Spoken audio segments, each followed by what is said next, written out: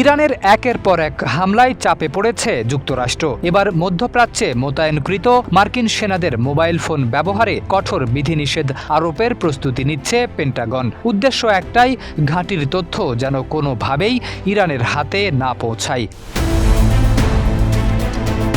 বার্তা সংস্থা রয়টার্সের প্রতিবেদনে বলা হয়েছে, খুব শিগগিরই সেনাদের ব্যক্তিগত মোবাইল ফোন জমা দেওয়ার নির্দেশনা জারি হতে পারে। বিশেষ করে ইরানের হামলার ঝুঁকিতে থাকা ঘাঁটিগুলোতে এই নিয়ম আগে কার্যকর করা হবে। মার্কিন সেন্ট্রাল কমান্ডের নতুন প্রধান অ্যাডমিরাল ব্র্যাড কুপার সতর্ক করে বলেছেন, সেনাদের মোবাইলে ধারণ করা ছবি ও ভিডিও সামাজিক যোগাযোগ মাধ্যমে ছড়িয়ে পড়লে তা ইরানের জন্য বিনামূল্যে গোয়েন্দা তথ্য হিসেবে কাজ করছে। এসব তথ্য বিশ্লেষণ করে হামলার সাফল্য ব্যর্থতা মূল্যায়ন করছে তেহরান।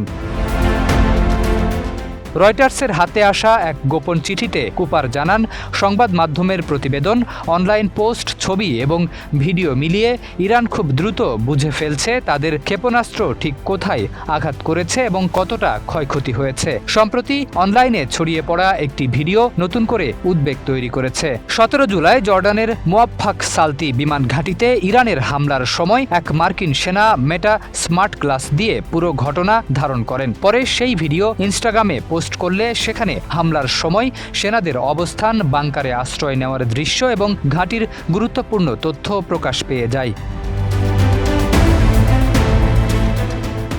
বিশ্লেষকদের মতে, আধুনিক যুদ্ধে শুধু ক্ষেপণাস্ত্র বা ড্রোন নয়, একটি মোবাইল ফোনে ধারণ করা কয়েক সেকেন্ডের ভিডিও হয়ে উঠতে পারে সবচেয়ে মূল্যবান গোয়েন্দা তথ্য।